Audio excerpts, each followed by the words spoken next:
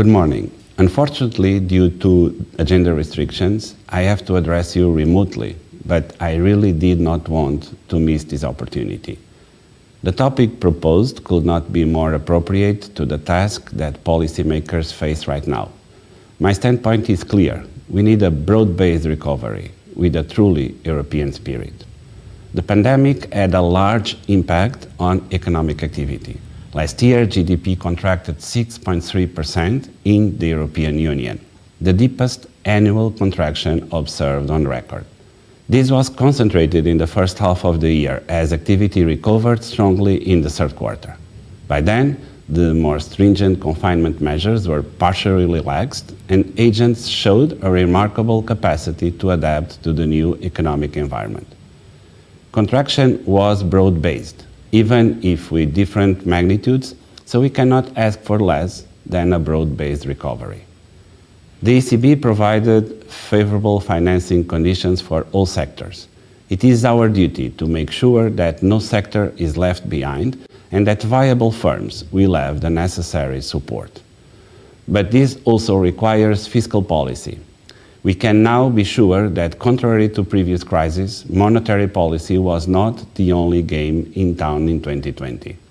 Initially, the economic shock was symmetric. The severe lockdowns hit all sectors and global trade fell dramatically. Services and manufacturing were severely hit. The global composite PMIs plunged in early 2020 from an expansionary stance in January to a deep recessionary level in April. However, following a sharp contraction of industry in the first semester of 2020, the sector rebounded strongly. The recovery in international trade of goods was also fast. The Portuguese experience shows exactly this. Exports of goods, other than energy, grew year on year in real terms in the second half of 2020 and repeated exactly that in the first quarter of 2021. Nevertheless, activity in contact-intensive services remained depressed. The European Union services PMIs has just returned to expansionary territory in March 2021, after a prolonged contractionary period. The labor market presented a different pattern from that observed in previous recessions. Policy measures preserved employment and limited the increase of the unemployment rate.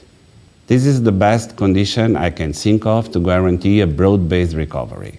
European firms avoided the destruction of hundreds of millions of years of accumulated human capital as measured by years of tenure, in sharp contrast with price crisis.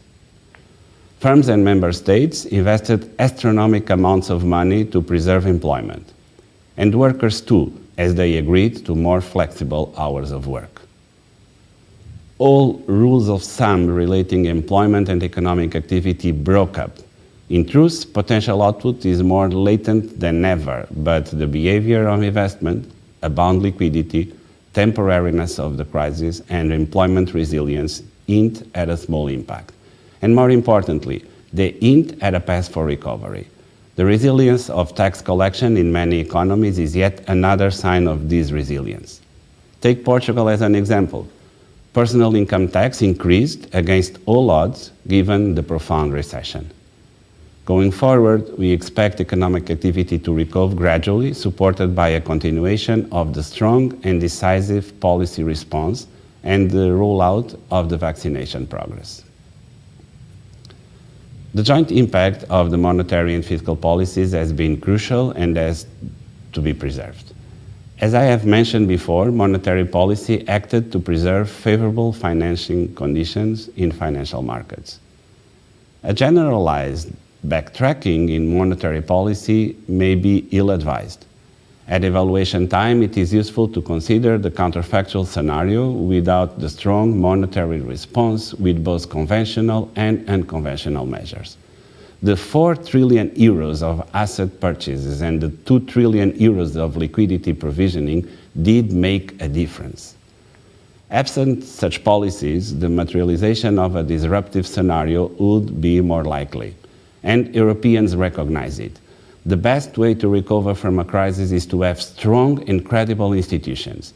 This is why nowadays the euro has the strongest support ever among European area citizens. 79% show support for the euro in 2021, up from only 62% in 2013. As former president of the Eurogroup and now part of the Governing Council of the ECB, this is exactly the type of outcome we dedicate our effort to as policymakers. The same impact applies for fiscal policy measures. Fiscal policy should proceed and be adapted. It always allows us for a more targeted action where it is most in need. For a sustainable and inclusive recovery, we need fiscal policies that duly consider the asymmetric evolution of the crisis, but also fiscal policies that provide the right incentives. As uncertainty begins to fade, the focus should be on job creation. This helps the reallocation of resources if needed, and reallocation is not necessarily bad if income support is available for workers in the transition stage. We should not fool ourselves. The decisions taken in 2020, brave as they were simpler to design than what comes next. We should direct public resources to those in need, and we must address the needs as they evolve in a targeted way. Faced with an asymmetric reality, choices must be made.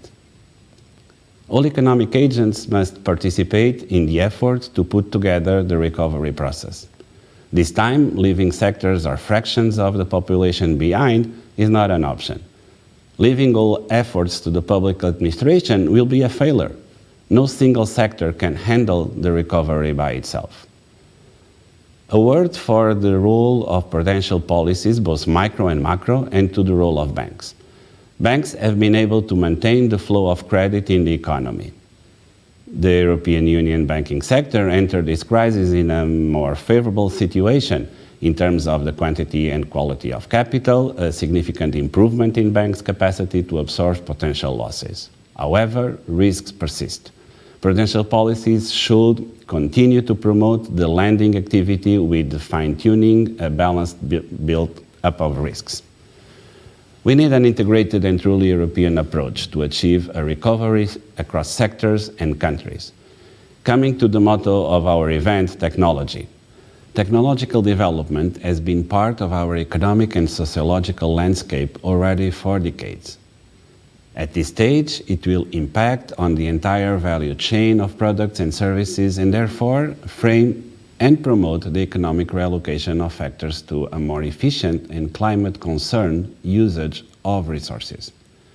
Promoting digital financing will support the EU's recovery of the economy and transformation in general while reducing risks. Further development of the European digital financial sector will reinforce the European Union's strategy, autonomy in financial services, and the ability to safeguard its financial stability and values. An increasing number of central banks worldwide are examining the possibility of introducing digital central bank currencies. The ECB is among them. In view of digitalization, the rapid evolution of payment markets and the emergence of crypto assets, the ECB is studying the possibility of issuing a digital euro in addition to the cash and payment solutions offered by the private sector. Europe should continue its way forward, paying tribute to the leap of integration observed in the spring of 2020, from the structural reform of the budgetary instrument for competitiveness and convergence by the Eurogroup and European Council at the end of 2019, to the 540 billion package and the 750 billion euros of the Next Generation EU in mid-2020. We don't need to raise old worries.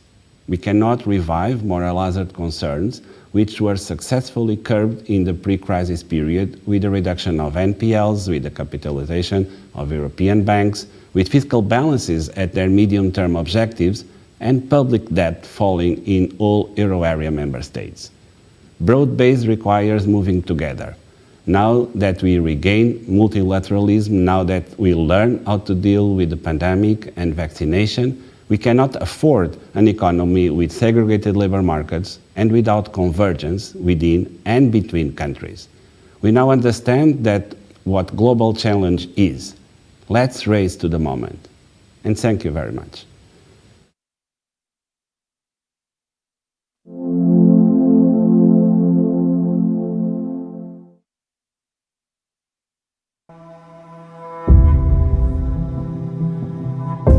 vista operacional, numa cidade, há milhares de coisas que falham por dia.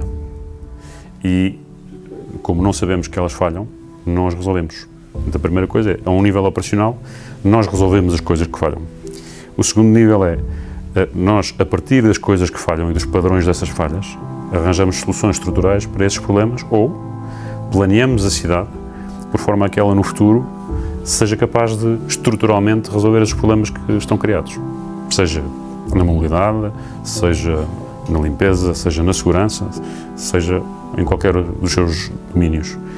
E, portanto, uma cidade inteligente é uma cidade que, porque consegue ter dela própria e da sua vida uma informação viva, real, consegue resolver os seus problemas operacionais e consegue tomar as decisões que são necessárias porque no futuro, em cada dia que passa, a vida das pessoas nessa cidade é melhor. As cidades vão ficar radicalmente diferentes com o 5G. Vão ficar porque nós, como somos da tecnologia e gerimos redes, tendemos a ver as cidades como um conjunto de redes. Desde logo redes de pessoas, não é? Redes de pessoas que circulam e utilizam serviços.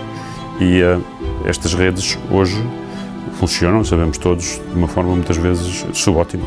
E esse caráter subótimo depois manifesta-se em perda de tempo e de qualidade de vida para as pessoas e, por outro lado, em desperdício de recursos para as cidades. Que o que nós queremos fazer com o 5G é justamente melhorar isto de forma muito significativa, transformando as sociedades em sociedades hiperconectadas, mas de uma forma que torne, de facto, a vida melhor para as pessoas, com menos esforço, porque acho que todos gostaríamos de ter menos esforço na nossa vida.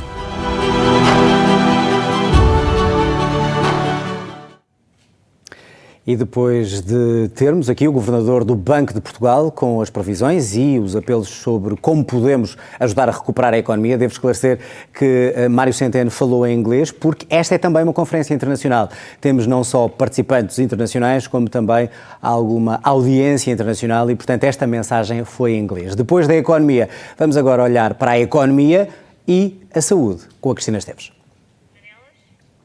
É verdade, e vamos ter aqui dois grandes especialistas, exatamente, a falar-nos das prioridades nestas áreas, economia e saúde.